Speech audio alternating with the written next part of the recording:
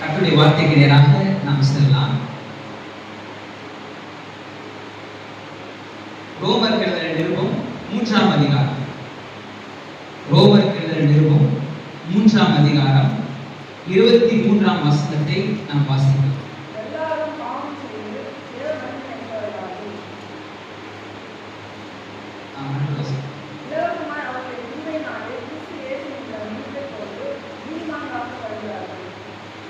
இந்த ரெண்டு வசனம் பார்த்தீங்கன்னா ரொம்ப ரொம்ப முக்கியமான ஒரு வசனம். எப்படி எந்த அளவுக்கு முக்கியமான வசனம் அப்படின்ட்டு வேத வல்லுநர்கள் சொல்றாங்க அப்படின்னா, நீங்க அதை பத்தி கேள்விப்பட்டிருப்பீங்களான்னு தெரியாது. இந்த உலகம் ஒருவேளை அழிய நேர்ந்தால், ஏதோ ஒரு விண்வெளி தாக்கிடுச்சு, இல்லை ஏன்னா இன்னைக்கு நிறைய நியூக்ளியர் வெப்பன்ஸ் இன்னைக்கு ஆயிரக்கணக்கான அணு ஆயுதங்கள் பல தேசங்கள் இருக்கு. சப்போஸ் ஏதோ ஒரு தீவிரவாதி கையிலோ இல்லை தவறுதலாகவோ இந்த நியூக்ளியர் வெப்பன்ஸ் இதாகி இந்த உலகமே அழிஞ்சா கூட திரும்பவும் மனித இனத்தை கொண்டு வருவதற்கு ஒரு பங்கர் இருக்கு. சில இடங்கள் அண்டார்டிகா, அது மாதிரி நார்தன் சதன் போல் மனிதர்கள் ரொம்ப இது பண்ணாத இடத்துல, எக்ஸ்ப்ளோர் பண்ணாத இடத்துல ஒரு பெரிய பங்கர் வச்சு அதில் மனிதர்களுடைய டிஎன்ஏஸ், அதாவது இனக்குழுக்கள் இருக்குல்ல, ஒவ்வொரு இனக்குழுக்களுடைய டிஎன்ஏஸை அங்கே சாம்பிளாக சேர்த்து சொல்கிறாங்க. 6 மாதத்துக்கு ஒரு ஷிஃப்ட் முறையில் அந்த மனிதர்கள் அதில் தங்கிட்டு வராங்க. ஏன்னா திடீர்னு ஒரு அழைச்சினா கூட ஒரு அதெல்லாம் உருவாக்குறதுக்கு சயின்டிஸ்ட் வேணும் அப்படின்றதுக்கு ஷிஃப்ட் முறையில் 6 மாதத்துக்கு ஒரு முறை வராங்க அப்படின்ட்டு ஒரு இதில் படித்தேன். அது எந்த அளவுக்கு உண்மைன்னு தெரியல, வச்சுருக்கலாம். ஆனால் அது மாத்திரமல்ல, தாவரங்கள், உயிரினங்கள், அதாவது புலி, கரடி, இப்படி நிறைய உயிரினங்களுடைய சாம்பிள்ஸும் அதே மாதிரி சேகரித்து வச்சிருக்காங்க. இதெல்லாம் எதுக்கு? சிங்கப்புலி கரடியை போய் சேமிச்சு வைக்கல, அதனுடைய டிஎன்ஏஸை சேகரித்து வச்சிருக்காங்க. இன்கேஸ் உடம்புல இருந்தால் கூட அதை வச்சு எல்லா உயிரினங்களையும், தாவரங்களையும், மனிதர்களையும் திரும்பி பண்ணிடலாம் அப்படின்ட்டு ஒரு ஐடியாவில் பண்ணியிருக்காங்க. அதே மாதிரி ஒரு பெரிய வேத ஆராய்ச்சியாளர் சொல்றாரு, இன்கேஸ் ஒட்டுமொத்த பைபிளே இல்லை, கையில இல்லை அப்படின்னா கூட இது ஒரு டிஎன்ஏ மாதிரி, இது ஒரு செல் மாதிரி. இந்த ஒரு செல்லை வச்சுக்கிட்டு முழு வேதாகமத்தையும் ரீகன்ஸ்ட்ரக்ட் பண்ணிடலாம். முழு வேதாகமத்தின் மைய கருப்பொருள் இந்த வசனங்கள்ல தான் இருக்கு அப்படின்ட்டு பெரிய பெரிய வேத ஆராய்ச்சியாளர்கள், வேத வல்லுநர்கள் இந்த வசனத்தை சொல்றாங்க. என்ன வசனம்? எல்லாரும் பாவம் செய்து தேவ மகிமையற்றவர்களாகி. நீங்க அப்படியே ஆதியாகமத்திலிருந்து வெளிப்படுத்த வரைக்கும் ஒரு கிளான்ஸ் அப்படியே உங்களுக்கு வந்துட்டு போச்சு, கண்மணி கொண்டு வந்தீங்கன்னா இதான் கோர் கான்செப்டே. எல்லாரும் பாவம் செய்து தேவ மகிமையற்றவர்களாகி இலவசமாய் அவருடைய கிருபையினாலே கிறிஸ்து இயேசுவில் உள்ள மீட்பை கொண்டு நீதிமான்களாக்கப்படுகிறார்கள். அப்ப துவக்கம் முதல் முடிவு வரை இருக்கிற பரிசுத்த வேதாகமத்தின் மைய பொருளை கொண்டிருக்கிற ஒரு வேத வசனம் தான் இந்த ரோமர் 3ஆம் அதிகாரம் 23ஆம் வசனம். தேவனுடைய வார்த்தையினால் நிறைந்த மனிதன் அப்படின்ற தலைப்பின் கீழாக தான் நாம தொடர்ந்து தேவனுடைய வார்த்தையை தியானித்து வருகிறோம். தேவனுடைய வார்த்தையினால் நிறைந்த மனிதன். இந்த தேவனுடைய வார்த்தையினால் ஒரு மனுஷன் நிறையணும் அப்படின்னா எப்படி எல்லாம் நிறையலாம் அப்படின்னு பொழுது சில வேத சத்தியங்களை நம்முடைய இருதயத்துல வைக்கிறது மூலமாய் இந்த பூமியில நாம் ஜெயமுள்ள ஒரு வெற்றியுள்ள ஒரு வாழ்க்கையை வாழ முடியும். பிசாசானவன் ஆண்டவராய் இயேசு கிறிஸ்துவை சோதிக்கும் பொழுது சரி, ஆண்டவராய் இயேசு கிறிஸ்துவின் பாடுகள் மத்தியில் சரி, கல்வாரி சிலுவையுடைய பாடுகள் மத்தியில் சரி, அவர் பயன்படுத்தியது ஒன்றே ஒன்று, தேவனுடைய வார்த்தையின் சத்தியங்களை எடுத்து பயன்படுத்தினார். அந்த உபதேசங்களை, தன் மனதில் இருந்த உபதேசங்களை தான் அவர் தன்னுடைய வார்த்தையில வெளிப்படுத்தினார். வேற ஒன்றையும் அவர் வெளிப்படுத்தல. அவர் சுயமாய் ஒன்றும் பேசல. அவர் இந்த வார்த்தை மாம்சமாகி கிருபையினாலும் சத்தியத்தினாலும் நம்ம மத்தியில் வாசம் செய்கிறவராக இருந்தாரு. அவர் என்ன பண்றாரு? அந்த தேவனுடைய வார்த்தையை எடுத்துதான் பிசாசை ஜெயிக்கிறார். தன்னுடைய சோதனை நேரத்துல, தன்னுடைய வேதனை நேரத்துல, பாடுதல் நேரத்துல, அந்த நேரத்துக்கு தேவனுடைய வார்த்தை தான் எடுத்து பயன்படுத்துகிறார். எல்லாமே எடுத்து பார்த்தீங்கன்னா தேவனுடைய வார்த்தை தான், வசனங்கள் தான் எடுத்து பயன்படுத்துகிறார். உபதேசங்கள், இந்த உபதேசங்கள், சத்தியங்கள், இந்த வார்த்தையின் அடிப்படையான சில விஷயங்களை அவர் மனதில் இருந்ததுனால தான் அந்த இடத்துல என்ன பண்ண முடியுது, அவரால் எடுத்து பயன்படுத்த முடியுது. அது மாத்திரமல்ல, அதன் மூலமாய் ஜெயமாய் வெற்றி சிறக்கவும் பண்ண முடியுது. அப்ப நம்முடைய சோதனை நேரத்திலும் சரி, நம்முடைய பாடுகள் நேரத்திலும் சரி, ஒரு வெற்றி பெற, ஜெயம் பெற நாம் எடுத்து பயன்படுத்த வேண்டியது வேதத்தின் சத்தியங்களையும், வேதத்தின் உபதேசங்களையும், வேதத்தின் மகத்துவங்களின் உண்மைகளையும் எடுத்து நம்ம சொல்லணும். வேதத்தின் அற்புதங்களை எடுத்து நாம சொல்லணும். அது வேத வசனத்தின் மூலமாய் வெளிப்படும். அதனால சத்தியங்கள் இதான் உண்மை. நாம அப்படிப்பட்ட உண்மைகளை நாம பார்த்துட்டு இருக்கோம். என்னென்ன உண்மைகளை பார்த்து வரோம் அப்படின்னா, முதலாவது நாம் புது சிருஷ்டிகளாய் மாற்றப்பட்டிருக்கிறோம் அப்படின்னு பார்த்தோம். இரண்டாவது, தேவன் நமக்குள்ளே வாசம் செய்கிறார்கிற அந்த உண்மையை பார்த்தோம். இப்ப மூன்றாவது ஒரு மிகப்பெரிய உண்மை என்னன்னா, நாம் நீதிமான்களாய் மாற்றப்பட்டிருக்கிறோம். நாம் நீதிமான்கள் அப்படின்ற உண்மையை தான், சத்தியத்தை தான் நாம பார்த்து விடுகிறோம். இதுதான் நம்ம கவனிச்சுட்டு வரோம். கடந்த 3 வாரங்களா இந்த ஒரு தலைப்பை தான் நம்ம பார்க்க போகிறோம். இன்றைக்கு அதை தான் நம்ம பார்க்க போகிறோம். அப்ப நாம் நீதிமான்கள், கர்த்தர் நம்மளை நீதிமான்களாய் அழைத்திருக்கிறார், நீதிமான்களாய் மாற்றி இருக்கிறார் அப்படின்றது நம்முடைய தகுதியின் அடிப்படையிலோ, நம்முடைய செயல் அடிப்படையிலோ, ஏதோ நம்முடைய ஆற்றலின் அடிப்படையிலோ, இல்லை நம்முடைய ஒழுக்கம் நிறைந்த ஒரு வாழ்க்கையை பார்த்தோ கர்த்தர் நம்மளை நீதிமான்களா அழைக்கல. ஆனா இந்த நீதிமான்களா அழைக்கப்பட்டதுனாலேயே நாம அப்படிப்பட்ட ஒரு வாழ்க்கையை வாழ வேண்டிய கட்டாயம் நமக்கு ஏற்பட்டிருக்கிறது அப்படின்றத நம்ம பார்த்தோம்.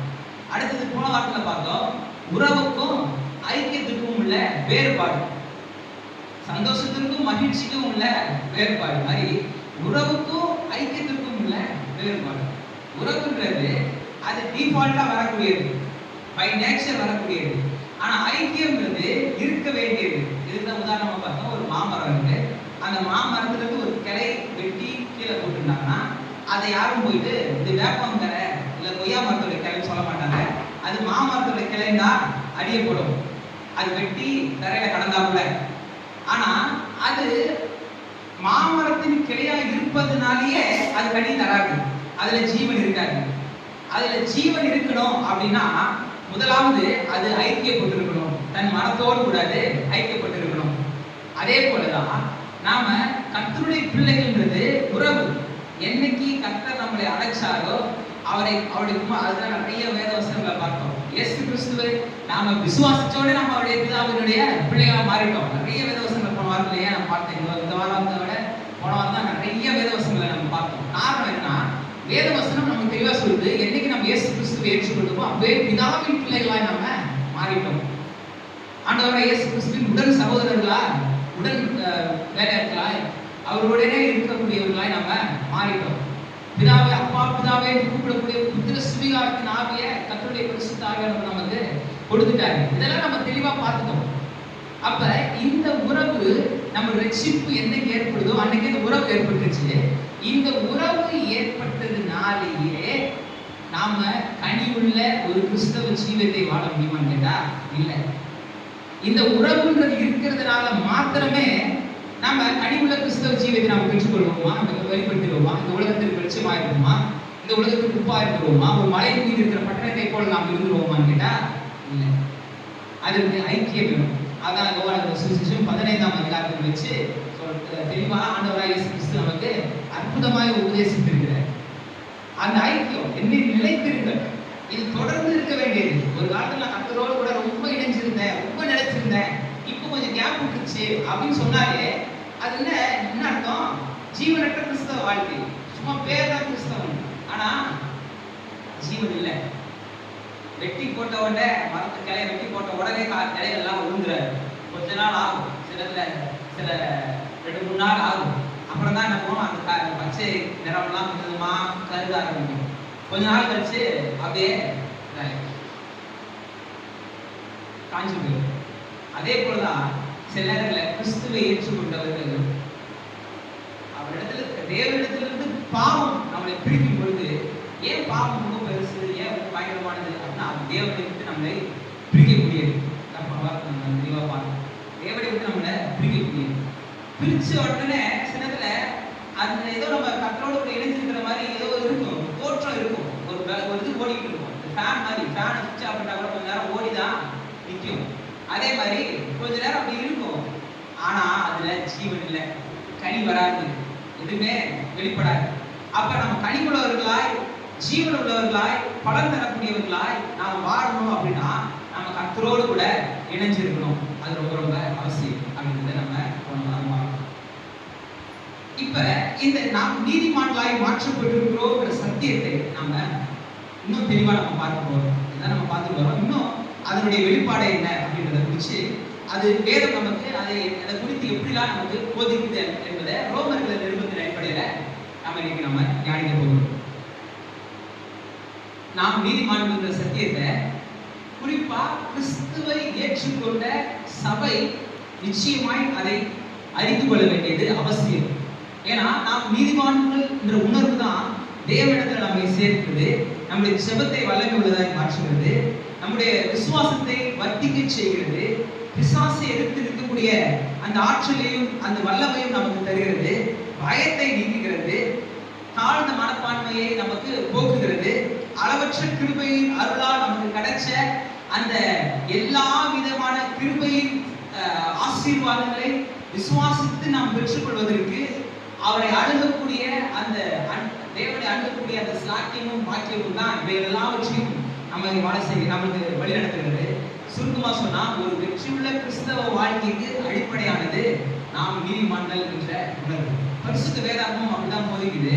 இன்னும் சொல்ல போனா அப்போஸ்தலனாகிய பவுல் தங்களை ஊழியக்காரர்களை பார்த்து சொல்லியிருக்கிறாரு, கிறிஸ்துவுக்கு அடிமைகளும் கிறிஸ்துவுக்கு வேலைக்காரர்கள் அப்படின்னா அட்ரஸ் பண்ணிக்கிறாரு. எப்பவுமே ஃப்ரம் டு அவருடைய விருப்பங்கள், அவருடைய லெட்டர்ஸ் எல்லாம் ஃப்ரம் டு நம்ம கூட அந்த முன்னுரையை பார்க்கும்போது பார்த்தோம். அந்த ஃப்ரம்ல எழுதுறாரு, ஃப்ரம் டு யார் எழுதுனா யாருக்கு எழுதுனா எழுதப்படுது அப்படின்ற விஷயங்கள் எழுதப்படுது.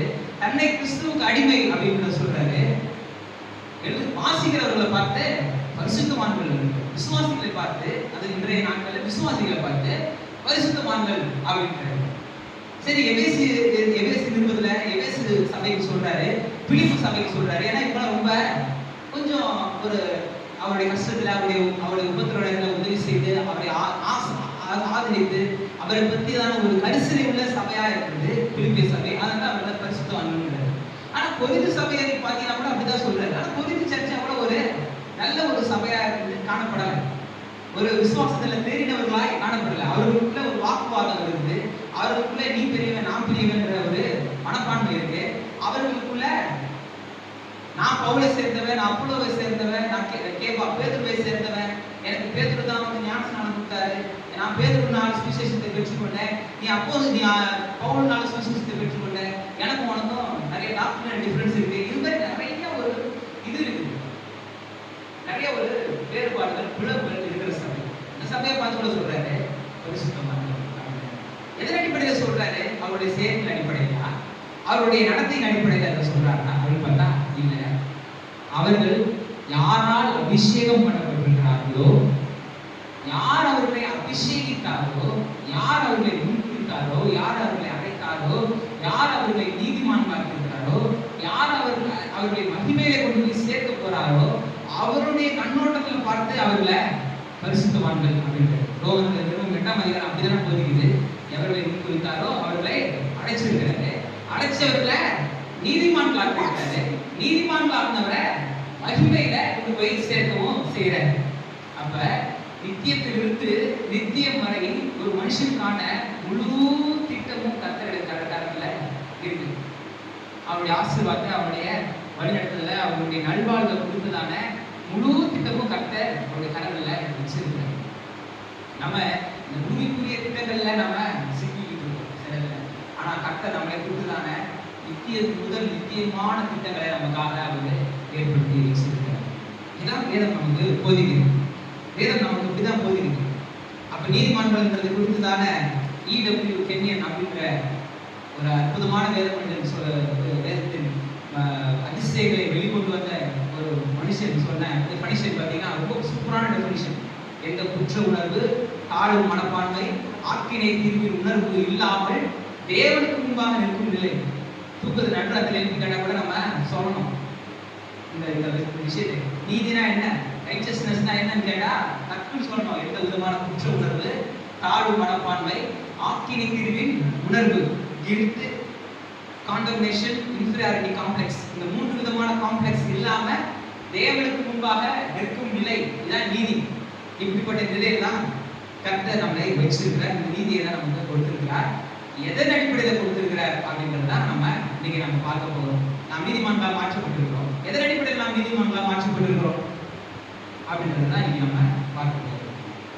ரோமர்கள் நிருபம் 3ஆம் அதிகாரத்துல 20ஆம் வசனத்திலிருந்து நம்ம அப்படியே நம்ம பார்க்கிறோம். இப்படி இருக்க, இந்த இப்படி இருக்க, அப்படி இருக்க, இந்த மாதிரியான கனெக்டிங் வேர்ட்ஸ் இருந்துச்சுன்னா அதுக்கு முன்னாடி இருக்கிறத நல்லா தெளிவாக பார்த்துக்கணும். அப்படியே அதோடைய கன்டினியூவேஷனை முன்னாடி நிறைய விஷயங்களை சொல்லிட்டு அதுக்கப்புறம் அதோட கன்டினியூவேஷன் தான் இங்கே வருது. இந்த ரோமருக்கு எழுத நிருபத்தை எழுதும் பொழுது அப்போஸ்தலனாகிய பவுல் 1ஆம் அதிகாரத்திலிருந்து எப்படின்னா அந்த காலத்தில் வந்து ஒரு மிகப்பெரிய ஒரு மேடை நாடகம் போடுற ஒரு கம்பெனி இருந்துச்சு. இங்கே இப்போ அது இந்த தேட்டர்ஸ்ன்னு சொல்லுவாங்க. தேட்டர்ஸ்னால் இன்றைக்கி இருக்கிற சினிமா தேட்டர் அது வந்து பெரிய இந்த ஓப்ரா தேட்டர் அப்படின்னு சொல்லுவாங்க. நிறைய ஒரு ஆர்கெஸ்ட்ரா மாதிரி பல ஆயிரக்கணக்கான இசை கலைஞர்கள், நடன கலைஞர்கள் அப்படியே காட்சி அமைப்புகளை அப்படியே சீன் பை சீன் அப்படியே டைரெக்டாக அப்படியே காட்சிப்படுத்திட்டே வருவாங்க. அந்த காலத்தில் இருந்துச்சு. இங்கிலீஷ் லிட்ரேச்சர் அடிப்படையில் அந்த அந்த இதை அதாவது கலை வடிவத்தை காட்சி வடிவமாய் அவங்க காமிப்பாங்க. இசை, இசை, நாடகம் இருக்கிற 3 இதையும் ஒன்றா வச்சு பெரிய இங்கிலீஷில் பெரிய ஒரு அளவில் செஞ்சுக்கிட்டு இருப்பாங்க. அந்த காலத்தில் தேட்டர்ஸ் அப்படின்னு சொல்லுவாங்க. அந்த தேட்டர்ஸில் பெர்ஃபார்மன்ஸ் பண்ணுவாங்க. அப்படி இருக்கும்பொழுது ஒரு மிகப்பெரிய ஒரு டேரக்டர், ஒரு மிகப்பெரிய ஆர்கெஸ்ட்ராவை ஆர்கனைஸ் பண்ணுற டேரக்டர் இருந்தாங்க. அவருடைய கதை வந்து ரொம்ப பெருசாக இருக்குமா, ஆனால் யாருமே வந்து அந்த சீட்லேருந்து எந்திரிக்கவே மாட்டாங்க. அப்படியே சீட்டின் நுனியில் உட்காந்துட்டு அடுத்தது என்ன ஆகணுன்றத ரொம்ப உன்னிப்பாக அப்படியே கவனமாக அந்த அந்த நாடகங்களை கவனிப்பாங்க. ஏன் அப்படின்னா அவருடைய காட்சி அமைப்பு எப்படி இருக்குமா, முதலாவது சீன்ல ஆரம்பிச்சு கடைசி சீன் வரைக்கும் அப்படியே பில்டப் பண்ணிக்கிட்டே போவாங்க. அதாவது இந்த அந்த கதாநாயகன் அந்த பிரச்சனையிலிருந்து வெளியே வர முடியாது, யாராலுமே காப்பாற்ற முடியாது, எதுவுமே செஞ்சு யாராலையுமே காப்பாற்ற முடியாது அப்படின்ட்டு எந்த அளவுக்குலாம் காம்ப்ளெக்ஸ் ஆக்க முடியுமோ, எந்த அளவுக்குலாம் சிக்கல் ஆக்க முடியுமோ, எந்த அளவுக்குலாம் அவனை அந்த கதாநாயகனை கொண்டு உள்ள போய் மாட்டி விட முடியுமோ அந்த அளவுக்கு காட்சி அமைப்புகளை கொண்டு வந்துட்டே இருப்பாங்க. அந்த கதைகளை ரைட்டிங்லேயே அவ்வளோ அற்புதமாக எழுதியிருப்பாங்க. அப்போ காண்கிற ஆடியன்ஸ் என்ன பண்ணாலும் சீட்டோட நுனியிலே வந்து உட்காந்துருவாங்க. அடுத்தது என்ன ஆகும், அவ்வளோதான் போச்சு, இந்த கதையில சாக போகிறான் அப்படின்ட்டு எல்லாம் உட்காந்துருக்கும்போது கடைசி சீன்ல வானத்துலேருந்து வர மாதிரி கயிறு கட்டி அந்த டேரக்டரே இறங்கி வந்து சர்வீஸ் வந்து காப்பாற்றி அவரை இது பண்ணுவாங்க. அதே மாதிரி இங்கே அப்போஸ்தலனாகிய பவுல் வந்து என்ன பண்ணுறாரு, 1ஆம் அதிகாரத்தில் ஆரம்பிச்சு அப்படியே எழுத ஆரம்பிக்கிறாரு. கொஞ்ச நேரத்தில் வாசிச்சா நன்மை செய்கிறவன் ஒருவன் இல்லை, ஒருவனாகிறவன் இல்லைன்றாரு. யாருமே நன்மை செய்யலையா, எல்லாருமே பாவிகள் தானா, யாருமே நம்ம விடுவிப்பார் இல்லையா, இந்த பாவத்திலிருந்து இந்த இதுல இருந்து பொல்லாத உலகத்திலிருந்து நம்ம விடுவிப்பார் யாருமே இல்லை அப்படின்னும் பொழுது இப்படி இவ்வளோ பில்டப் கொடுத்துட்டு இவ்வளோ விஷயங்களை கொடுத்துட்டு எல்லாரும் பாவம் செய்து ஏகமாக்கிட்டு போனார்கள், நன்மை செய்கிறவன் இல்லை, ஒருவனாகிறவன் இல்லைன்னு வர பில்டப் பண்ணிட்டார். முதல் 2 அதிகாரங்கள். இந்த 3ஆம் அதிகாரத்தில் வரும்போது அப்படியே வந்துட்டு இப்ப சொல்ல இப்படி இருக்க இல்ல பாவத்தை 20ஆம் வசனம், பாவத்தை அறிகிற அறிவு நியாயப்பிரமாணத்தினால் வருகிறபடியால் எந்த மனுஷனும் நியாயப்பிரமாணத்தின் கிரியைகளினாலே தேவனுக்கு முன்பாக நீதிமானாக்கப்படுவது இல்லை. நான் நியாயப்பிரமாணத்தை குறித்து சொன்னேன். நியாயப்பிரமாணம்ன்றது அது வந்து மெடிசின் கிடையாது, மருந்து கிடையாது. அது வந்து ஒரு report, scan report, x-ray report மாதிரி மனுஷனுடைய பாவத்தை வெளிப்படுத்தி காண்பிக்கிற ஒரு ரிப்போர்ட் தானே தவிர அது மருந்து கிடையாது. டாக்டர் போய் பார்த்துட்டு அவரு உனக்கு இந்த பிரச்சனை இருக்கு, இந்த இடத்துல எலும்பு உடஞ்சிருக்குன்னு சொல்றதுனாலயே நமக்கு சரியாகல. ஆனா பார்த்து அது கேட்டுக்கிறதுனால என்ன நமக்கு வருது, என்ன பிரச்சனை நமக்கு தெரியுது. சும்மா கால் வலிக்குதுன்றோம், கடைசியில் எலும்பு தேய்மானமா இல்லை ஃப்ராக்சர் ஆகுது எப்படி நமக்கு தெரியுது, அந்த எக்ஸ்ரே ரிப்போர்ட் தான் நமக்கு காமிக்குது. ஆனா அது மருந்து கிடையாது. அது நல்லதுதான், அது நமக்கு என்ன பிரச்சனைன்னு காமிக்குது, அதனால நல்லது. ஆனா அது மருந்து கிடையாது. அதே மாதிரி நியாயப்பிரமாணம், பழைய ஏற்பாடு நியாயப்பிரமாணம்ன்றது மனுஷனுடைய பாவத்தின் பிரச்சனைகள் என்ன, மனுஷன் எங்க தவறி போறான், எங்க விழுந்து போறான்ற தெளிவான உபதேசத்தை, தெளிவான அந்த பிக்சரை காட்டுதே தவிர அது மருந்து கிடையாது. அதனுடைய மருந்து எங்க வருதுன்னு கேட்டா புதிய ஏற்பாட்டை தான் வந்து ஆண்டவராக இயேசு கிறிஸ்துவின் மூலமாக ஏற்படுத்தின அந்த ரட்சிப்பின் மூலமாக நமக்கு. அப்ப நியாயப்பிரமாணத்தின் கிரியையினாலே தேவனுக்கு முன்பாக நீதிமானாக்கப்படுவதில்லை. யாரு இப்படி செய்யறா, எந்த மனுஷன் ஒரு குறிப்பிட்ட மனுஷன் கிடையாது, ஒரு குறிப்பிட்ட இனம் கிடையாது, குறிப்பிட்ட மனிதன் கிடையாது, குறிப்பிட்ட மக்கள் கிடையாது. எந்த மனுஷன் இந்த உலகத்துல இருக்கிற யாரா இருந்தாலும் சரி கிரியின் அடிப்படையில நீதிமானாய் மாற முடியாது. ஒருவேளை நல்லவர்களா இருக்கலாம், நன்மை செய்கிறவர்களா இருக்கலாம், நல்லவர்களா இருக்கலாம், அவர்கள் நன்மை செய்கிறவரா அநேகருக்கு உதவி செய்கிறவர்களா இருக்கலாம், நிறைய விஷயங்கள் நல்லவர்களா இருக்கலாம். ஆனா அந்த நன்மைகள் தேவனை அணுகக்கூடிய அளவு நன்மையா கிடையாது. தேவன் எதிர்பார்க்கும் அளவு நன்மையா அது கேட்டா கிடையாது. நல்லவர்கள் தான், நன்மை வாழ்க்கையில ஒரு தப்பு செஞ்சு கிடையாது. ஒரு எறும்பு போனா கூட கீழே குடிச்சு அதை கூடு மூடி விட்டு தலை விட்டு தான் போறவங்க ரொம்ப நல்லவங்க தான். நீ எறும்பு கூட துரோகம் செஞ்சு கிடையாது சொல்றாங்க, அது மாதிரி ரொம்ப நல்லவங்க தான். அப்படிப்பட்ட நல்லவங்களா இருந்தா கூட அந்த குணத்தை வச்சுக்கிட்டு கடவுள் அடைய முடியுமான்னு கேட்டா, அதனால கடவுளை சேர முடியுமான்னு கேட்டா, அது கடவுளுடைய பரிசுத்தத்துக்கு எதிரானதா மாறிடுமான்னு கேட்டா அப்ப ஆனா கடவுளை நம்ம சேர்த்தா, கடவுளை நம்ம அடைஞ்சா, அவரிடத்துல அவருடைய சமூகத்துல கிட்ட சேர்த்தா மாத்திரம் தான் நமக்கு நல்வாழ்வு, நம்ம நன்மைகளை பெற்றுக்கிறோம். அப்ப எப்படி நம்ம மாற்றப்படுறோம்னா அவருடைய கிருபையினால, அவருடைய இறக்கத்தினால, அவருடைய அன்பினால நம்ம நீதிமான்களா மாற்றப்பட்டு இருக்கிறோம். தேவன் நம்மளை நீதிமானா மாற்றி இருக்கிறார். மற்ற நம்முடைய எந்த கிரியைகளின் அடிப்படையில் நம்ம நீதிமான்களா அறியப்படுகிறது இல்லை அப்படின்ற உண்மையை நல்லா தெரிஞ்சுக்கணும். ஆனா நம்ம நீதிமானாய் மாற்றி இருக்கிறார். தேவன் நம்மளை நீதிமான்களா மாற்றி இருக்கிறார் அப்படின்னா வேற வசனம் நமக்கு போதிக்கும். அடுத்த வசனம் 21ஆம் வசனம் இப்படி இருக்க நியாயப்பிரமாணம் இல்லாமல் தேவ நீதி வெளியாக்கப்பட்டிருக்கிறது. அதை குறித்து நியாயப்பிரமாணம் தீர்க்க தரிசனங்களும் சாட்சியிடுகிறது. அதை பத்தி சாட்சி நமக்கு இருக்கு. நியாயப்பிரமாணம் மூலமாய் மனித நீதிமானாக மாற முடியுமானால் ஆண்டவராகிய இயேசு கிறிஸ்துவாய் வெளிப்பட வேண்டிய அவசியமே இல்லையே. நியாயப்பிரமாணம் ஒரு மனுஷன் நீதிமானா மாத்திருச்சு அப்படின்னா இயேசு கிறிஸ்து வந்து கல்வாரி சிலுவையில பாடுபட்டு மரிச்சு ஒருத்தனை நீதிமானா ஆக்க வேண்டிய அவசியமே இல்லையா. இவங்க தான் பலி செலுத்துறாங்க.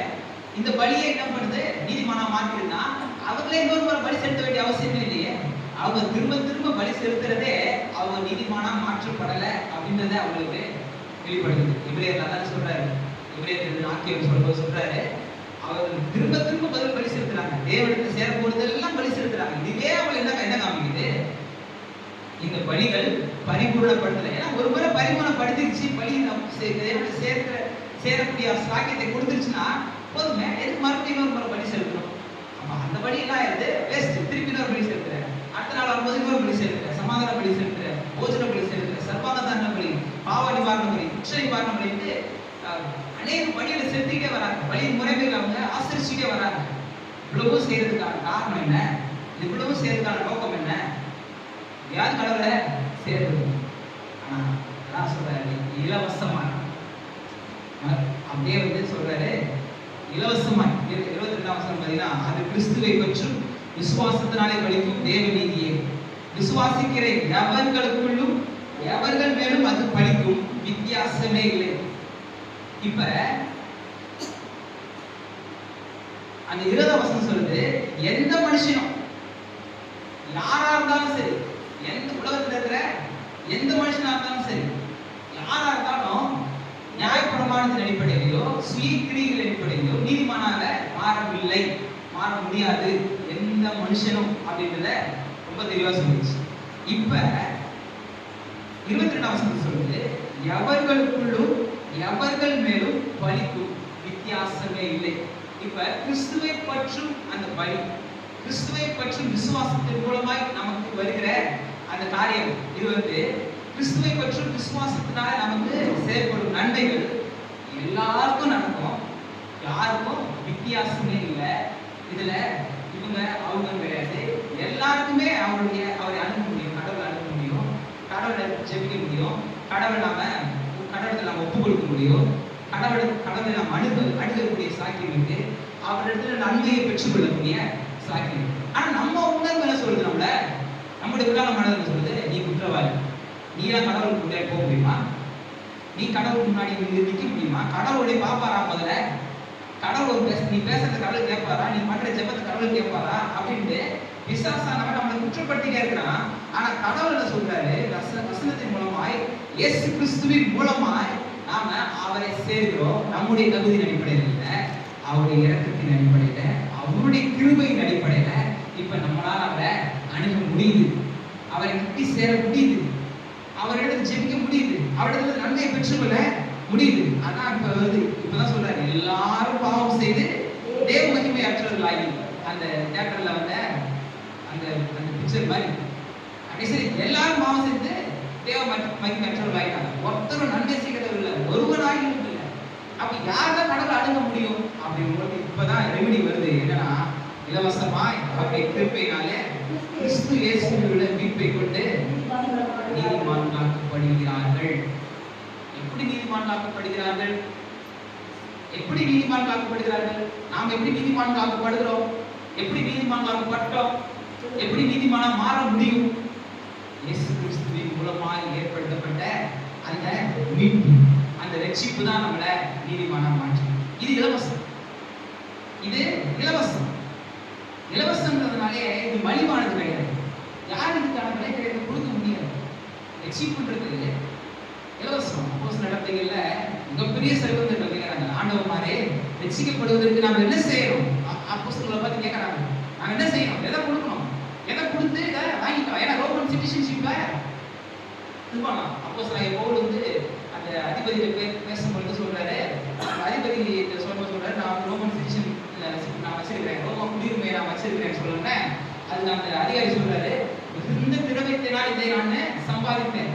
இப்ப அமெரிக்காவில் இருக்கிற கோல்டன் விசா வாங்கணும்னா இப்போ கிரீன் கார்டுன்னு சொல்லுவாங்க, இப்போ வந்து கோல்டன் ட்ரம்ப் கார்டுன்னு சொல்கிறாங்க. கோல்டன் கார்டு, அந்த கோல்டன் இ விசா, அந்த கோல்டன் விசான்னு சொல்லிட்டு துபாயில் கோல்டன் விசா ஒரு குறிப்பிட்ட அமௌண்ட், ஒரு பலாயிரக்கணக்கான அதாவது கோடிக்கணக்கான ரூபாய் மதிப்பில் இருக்கிற காசை நம்ம அந்த நாட்டை யூஸ் பண்ணும்போது அவங்க என்ன பண்ணுறாங்க, ஒரு ஒரு visa card, golden card, golden விசான்னு சொல்லிட்டு துபாயில் கவர்மெண்ட் கொடுக்குது. அது மூலமாக நிறையா சாக்கியங்கள், நிறையா நன்மைகள் இருக்குது. அமெரிக்காவில் முதல்ல கிரீன் கார்டு இருந்துச்சு, இப்போ வந்து ட்ரம்ப் கார்டுன்னு சொல்லிட்டு அவர் வந்து கொடுத்துருக்காரு. அதன் அடிப்படையில் இது பண்ணாங்க. அதுக்கு நம்ம சில இன்வெஸ்ட்மெண்ட் பண்ணணும், சில சில 100 கோடிகளை நம்ம அந்த ஊரில் அந்த நாட்டில் நம்ம முதலீடு செய்கிறவர்களாக இருக்கணும். அப்போ நமக்கு அது அந்த அந்த மாதிரியான இதெல்லாம் கொடுக்குறாங்க. அது மாதிரி இவங்க நினச்சிட்டாங்க, ரட்சிக்கப்படுறதுக்கு ஏதோ கொடுக்கும் போல இருக்குது, ஏதோ கொடுத்தாதான் நம்ம ரட்சிக்கப்பட முடியும் போல இருக்கு அப்படின்ட்டு ஆண்டவர் மாதிரியே ரட்சிக்கப்படுறதுக்கு நம்ம என்ன செய்யணும், எதை கொடுக்கணுன்றாங்க. அதெல்லாம் ஒன்றும் கிடையாது. கர்த்தராகிய இயேசு கிறிஸ்து விசுவாசி, ஒரு நாவனால அறிக்கை செய், நீ ரட்சிக்கப்படல, நீயும் வீட்டாரும் ரட்சிக்கப்படுவீங்க. அப்ப ரட்சிக்கப்படுவதற்கு, நீதிமான்களாய் மாறுவதற்கு நான் எதையோ ஒன்று கொடுத்தோ, என் பாக்கெட்ல இருந்தோ என் வீட்டுல இருந்தோ எடுத்து கொடுத்து நான் நீதிமானா மாற முடியாது. எதை கொடுத்தாலும் நீதிமானா மாற முடியாது. அதனாலதான் இது இலவசம். ரட்சிப்புன்றது மலிவானது. சுவிசேஷத்தை அறிவிக்கணும், சுவிசேஷத்தை சொல்றோம், இயேசு கிறிஸ்துவை ஏற்றுக்கோங்க, கர்த்தர் உங்களுக்கு வாழ்க்கை நன்மை செய்கிறார், கர்த்தர் உங்கள் வாழ்க்கையில் பலனாக இருக்கிறார். என் வாழ்க்கையில் நன்மை செய்கிறவர் உங்கள் வாழ்க்கையில் நன்மை செய்ய நல்லவராக இருக்கிறார். இந்த உலகத்தின் உபத்திரவ போராட்டத்திலிருந்து மேற்கொண்டு வரதுக்கு அவரை கை தூக்கி பிடிச்சேனே தூக்கி விட்டாரு, அதே போல கொடுத்து செய்வார் அப்படின்னு நம்ம சுவிசேஷத்தை அறிவிக்கிறோம். இது இலவசம்னு சொல்றோம். இலவசமா தான் நம்ம பெற்றுக்கணும். இலவசமா பெற்று இலவசமா கொடுக்குறோம். ஆனா இது மலிவானது கிடையாது. இது வந்து ரொம்ப சீப்பானது கிடையாது. கூப்பிடுறாங்க, ஏதோ வந்து எல்ஐசியில் ஆள் சேர்க்கிற மாதிரி, இந்த இன்சூரன்ஸ் பாலிசியில் ஆள் சேர்க்கிற மாதிரி இது கிடையாது. 10 பேர் சேர்ந்தா ஏதோ அமௌண்ட் வருது, அப்படி கிடையாது. எதுக்கு நம்ம இயேசு கிறிஸ்து ஏற்றுக்கொள்ள சொல்றோம்? அது வாழ்க்கையை நன்மை பெற்று கொடுக்குறோம். அதுக்காக நம்ம சொல்றோம். அதான் இங்க சொல்றேன், இலவசமா, இலவசம் ஆனா மலிவானது. சும்மா போற போக்கில் கொடுக்குறோம் அப்படி கிடையாது. இலவசம் தான் நமக்கு எது கொடுப்பாங்க, எதுக்கு இலவசம் கொடுப்பாங்க பார்த்தீங்கன்னா, திடீர்னு பார்த்தா பேசி கூட ஃப்ரெஷ்ஷாக கொடுத்துருக்கோம். ஏன்னா பார்த்தா நிறைய ப்ராடக்டை ப்ரொடியூஸ் பண்ணி வச்சுருப்போம், வைக்கிறதுக்கு ஸ்டோரேஜ் இடம் இல்லை, போடுது ஃப்ரீயாக கொடு அப்படின்ட்டு பேசுவாங்க. இது கிடையாது. ஒரு நாள் அப்படி தான் டீ தூள் வாங்கினா 3 தைலத்துக்கு ஃப்ரீயாக கொடுத்தாங்க. டீ தூளுக்கும் 3 தைலத்துக்கும் என்னடா சம்பந்தம்? ஏதோ சரி, டீ தூள் வாங்கினா ஒரு ஏலக்காய் பாக்கெட் கொடுத்தா கூட ஏதாவது டீக்கில் போகிறதுக்கு யூஸ் ஆகும். டீ தூள் பாக்கெட் வாங்கினா கால் வலி தெரியத்தை கொடுக்குறாங்க. ஒருவேளை எந்த நோக்கத்தில் கொடுக்குறானே அது மாதிரி சம்மந்தம் இல்லாமல் அவன் இருக்கிறத குடோன்ல இருக்கிறத போட்டு அனுப்பிச்சிருவாங்க. அது மாதிரி ரட்சிப்புன்றது இலவசம்ன்றதுனால ஏதோ சும்மா இருக்கும் போல இருந்து நமக்கு தான் ஆண்டவர் தேவை, தவிர ஆண்டவருக்கு நம்மளுக்கு நம்மளுக்கு தேவைன்ற அவசியம் இல்லை. அவர் சர்வ வல்லவர்.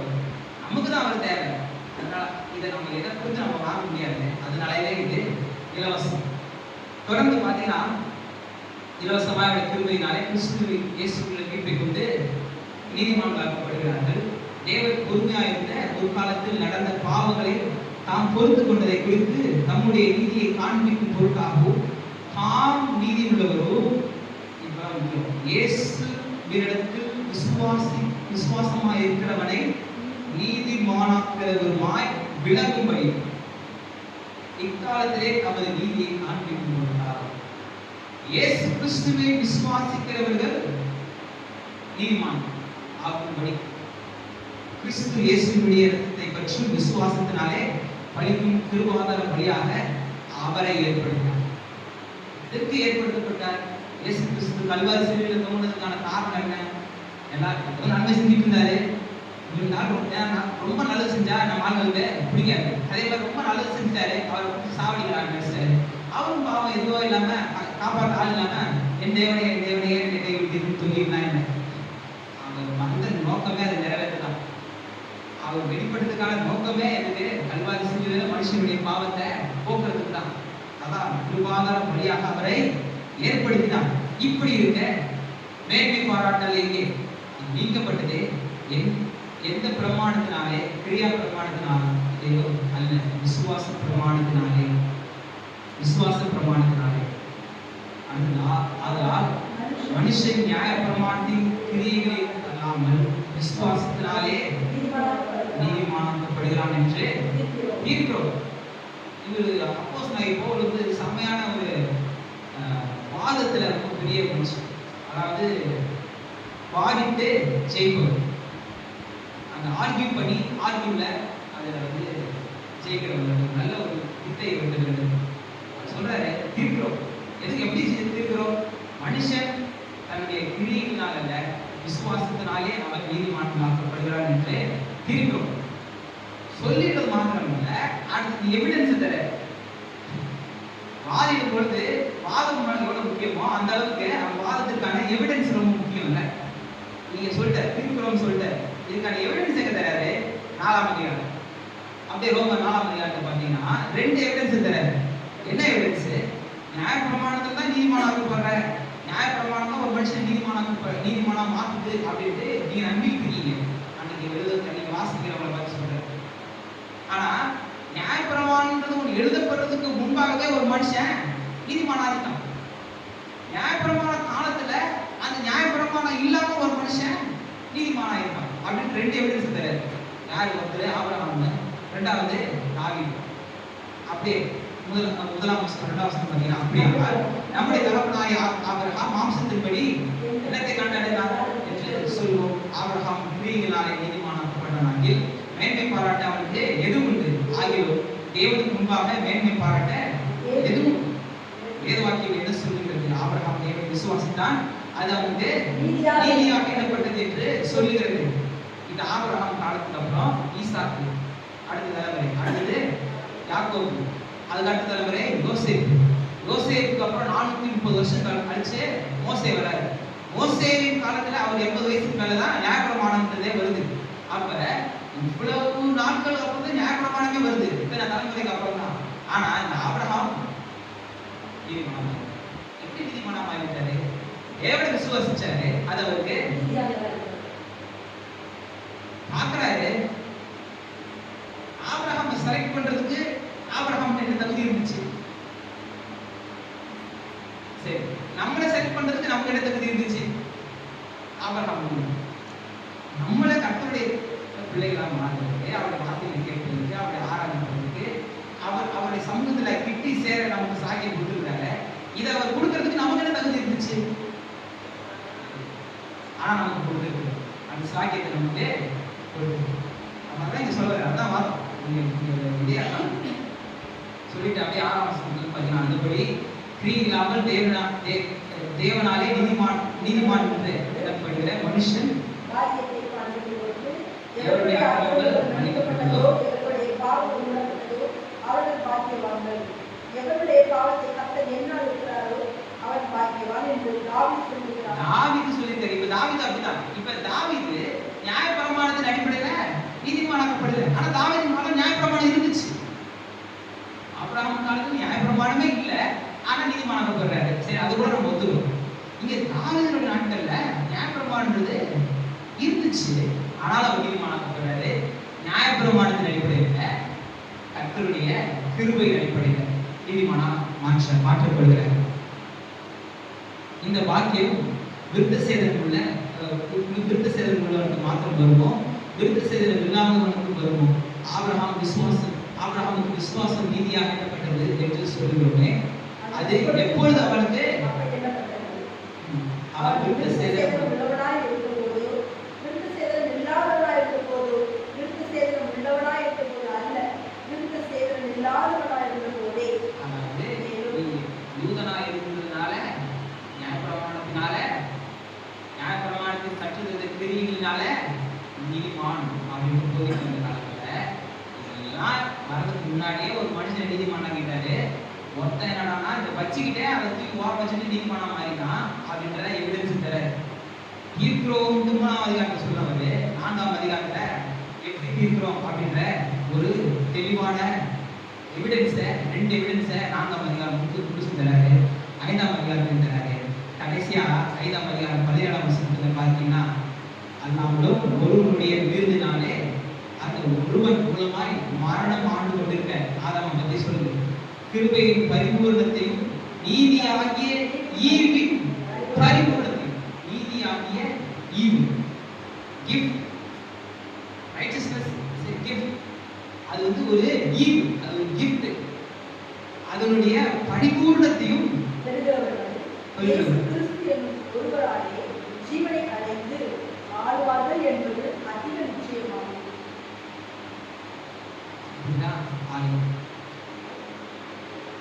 கிறிஸ்துவின் மூலமாய்தான், அவரை பற்றி விசுவாசத்தின் மூலமாய்தான் நாம் நீதிமானாக மாற்றப்படுகிறோம் என்ற நம்ம கிரியின் அடிப்படையில், நம்முடைய சுய கிரியின் அடிப்படையில் நாம நீதிமானாய் மாறவில்லை, மாறவும் முடியாது. ஆனா நம்முடைய பாவங்களை கத்தரிவி பார்க்கிறாரு. கிழக்குக்கும் மேற்குக்கும் எவ்வளவு தூரமோ அவ்வளவு தூரம் வந்து சங்கீதத்துல 12ஆம் வசனம் அப்படியே நமக்கு போதிக்குது. இன்னும் சொல்ல போனா எபிரேயர் 8:12 சொல்லுது, பாவத்தை இனி அவர் நினைப்பதே இல்லை. ரொம்ப முக்கியமான வசனம் எபிரேயர் 8:12. அதெல்லாம் புரிச்சு சொல்லுங்க. 8:12 எபிரேயர் பாவத்தை அவரு நினைக்கிறதே இல்லை. நம்முடைய பாவங்களை என்னால இருக்கிறார், அதை நினையாமல் இருக்கிறார். அப்படிப்பட்ட ஒரு காரியங்களை நமக்கு கிரியின் அடிப்படையில் அவரை பற்றி விசுவாசத்தின் அடிப்படையில் தான் நம்ம நீதிமானாய் மாற்றப்பட்டிருக்கிறோம். சத்தியம் நம்மிடத்துல பெரிய காரியங்களை செய்திருக்கிறார்கள். நம்ம விசுவாசிக்கிறீங்களா? கர்த்தர் நம்மை நீதிமானாய் மாற்றி இருக்கிறாரா? நீ நீதிமானாய் மாற்றப்பட்டதுனால தேவனுடைய சேவை சாக்கியத்தை பெற்றுக்கொண்டு அவரிடத்திலிருந்து நன்மையை பெற்றுக்கொள்ள முடியும்.